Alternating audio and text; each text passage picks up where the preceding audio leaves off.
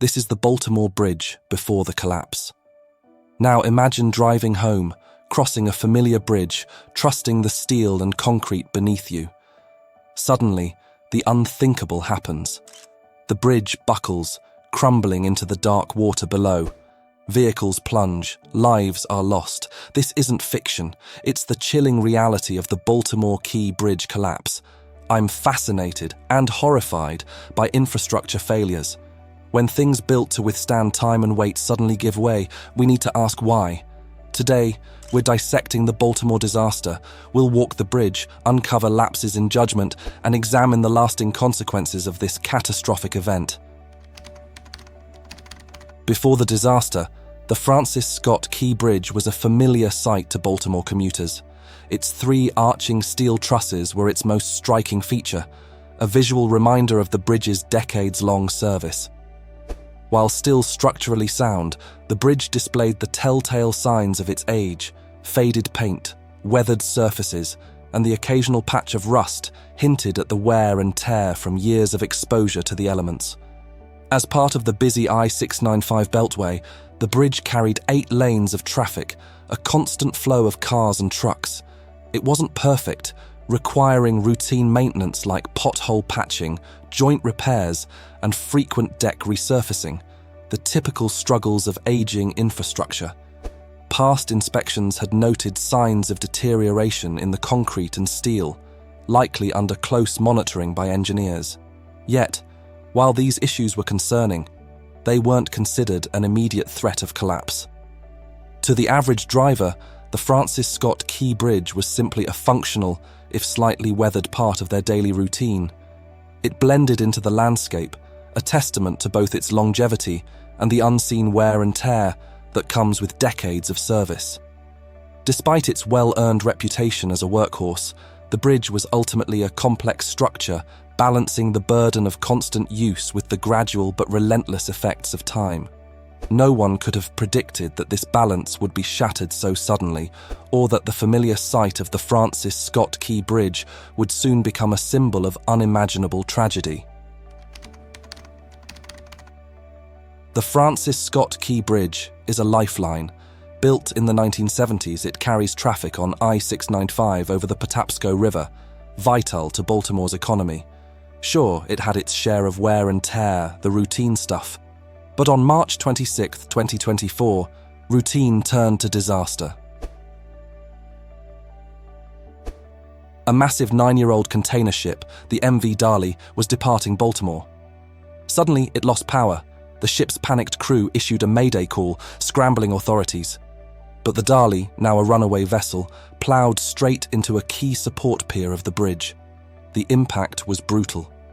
Steel screeched, concrete shattered, and a whole section of the bridge collapsed into the river. Witnesses describe a chilling scene on that fateful day in Baltimore. The massive container ship MV Dali was departing the harbour, its engines rumbling as it navigated the Patapsco River. Suddenly, the unexpected happened. The ship lost power. Desperate calls from the Dali's crew echoed over the radio. A mayday, a plea for help. But with no way to steer or slow down, the vessel became a runaway behemoth, heading directly toward the Francis Scott Key Bridge. The impact was catastrophic. Steel shrieked and buckled as the Dali's bow slammed into a critical support pier of the bridge. The concrete pillar, designed to withstand the weight of countless vehicles, crumbled under the force of the out-of-control ship. With a deafening crash, a whole section of the bridge, laden with cars and trucks, plunged into the dark waters below. The collapse happened with horrifying speed. In moments, a familiar part of Baltimore's skyline was transformed into a scene of twisted metal and shattered lives. The immediate trigger is undeniable: the Dali's collision with the bridge pier. But the true tragedy lies in the cascading events that led up to this single disastrous point. The investigation revealed a history of mechanical problems plaguing the MV Dali. These failures, combined with the loss of power at the worst possible moment, created a perfect storm of circumstances. It highlights the terrifying potential consequences when aging infrastructure and unforeseen mechanical issues collide. While the final report will detail every contributing factor, one thing is brutally clear: The Baltimore Bridge collapse was a preventable disaster, a stark reminder of the delicate balance upon which our daily lives rest. Vehicles and their occupants plunged into the water. Construction workers, filling potholes on that section of the bridge, had nowhere to run. Rescue crews raced against time, pulling survivors from the wreckage, desperately searching for those missing. Sadly, 6 people never came home. Families were shattered, the city in shock. As the dust settles, or rather the water spray, the search shifts from rescue to answers. The NTSB, Coast Guard, everyone's on scene. They're combing through the ship's data recorder, the black box of this disaster. Why did the MV Dali lose power at the absolute worst moment? Turns out, the Dali was no stranger to mechanical issues. There's a record of past engine failures, raising questions about the ship's seaworthiness. Was this a ticking time bomb waiting to happen? And what about the bridge? Recent inspections found aging concrete and steel, but were these signs of imminent collapse missed? The Port of Baltimore is a major economic hub. Now, it's paralyzed, ships can't move, cargo is backlogged. The collapse of the Francis Scott Key Bridge has halted maritime traffic at the Port of Baltimore, leading to an estimated daily cost of $9 million and potential supply chain disruptions. While the port remains open to trucks, the incident is expected to impact workers and cause delays in package processing. The financial toll ripples outwards, truckers losing income, businesses losing goods, uncertainty hanging over the whole region. How long until things return to normal, and what will the lasting economic damage be?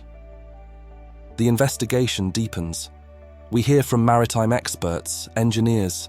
They analyze everything from the ship's design to the weather conditions that day. Was there negligence on the shipping company's part? Did outdated bridge maintenance play a role? We need clear answers for this to never happen again. We cannot forget the lives lost and forever changed. We'll speak to families of the victims, hear their stories of grief and their fight for justice. We'll also meet the survivors, their scars a reminder of the fragility of our infrastructure and our lives within it. This could have been prevented, or what do you think? Hindsight is always 20/20. But analysing this disaster, patterns emerge. Perhaps stricter regulations on international cargo ships, more funds for bridge maintenance, emergency communication protocols between ships and port authorities. These are the hard conversations we need to have. The scars of the Baltimore Bridge collapse will be felt for years. The broken concrete can be rebuilt, but the lost lives never will. But from this tragedy, we must demand better. Stronger infrastructure, more rigorous safety protocols, and a commitment to preventing similar disasters in the future. Let this be an urgent call for change, not just in Baltimore, but in every city relying on aging bridges and busy waterways.